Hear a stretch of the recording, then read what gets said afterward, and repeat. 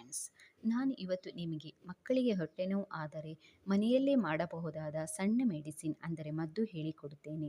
ನೀವು ಹಳೆ ಕಾಲದ ವುಡ್ವರ್ಡ್ಸ್ ಆ್ಯಡ್ ಕೇಳಿರಬಹುದು. ಗ್ಯಾಸ್ಟ್ರಿಕ್, ಹೊಟ್ಟೆ ಉಬ್ಬರ ಮಕ್ಕಳಿಗೆ ಸಣ್ಣ ವಯಸ್ಸಿನಲ್ಲಿ ಇರಬೇಕಾದ್ರೇ ಸ್ಟಾರ್ಟ್ ಆಗುತ್ತದೆ.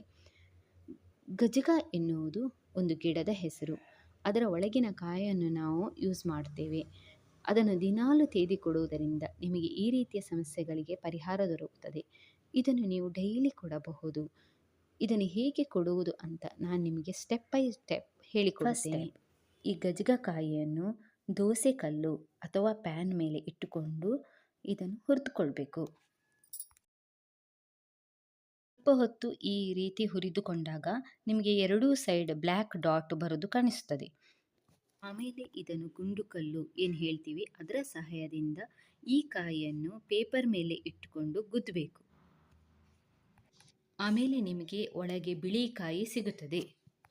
ಇದೇ ಗಜಗಕಾಯಿ, ಇದೇ ನಮಗೆ ಬೇಕಾಗಿರೋದು. ಇದನ್ನೇ ನಾವು ಗಂಧದ ಕಲ್ಲು ಏನು ಹೇಳ್ತೀವಿ ಅದರ ಮೇಲೆ ಅದರ ಮುಖಾಂತರ ಇದನ್ನು ಮಕ್ಕಳಿಗೆ ತೇದಿ ಕೊಡಬೇಕು. ಸ್ವಲ್ಪ ನೀರು ತುಂಬಿಸಿಕೊಂಡು ಚೆನ್ನಾಗಿ ತೊಳೆದುಕೊಂಡು ಇದನ್ನು ಹೀಗೆ ಗಂಧ ಹೇಗೆ ತೇದುತ್ತಾರೆ ಅದೇ ರೀತಿ ತೇದಿದ್ರೆ ನಿಮಗೆ ಬಿಳಿ ಇಶ್ಯೂಸ್ ರಂಧ್ರ ಬರುತ್ತದೆ. ಅದನ್ನು ನೀವು ತೇದಿ ಒಂದು ಸ್ಪೂನ್ ಮುಖಾಂತರ ಹಾಕಿಟ್ಟು ಅದನ್ನು ಮಕ್ಕಳಿಗೆ ಡೈಲಿ ನೀವು ಕೊಡಬಹುದು.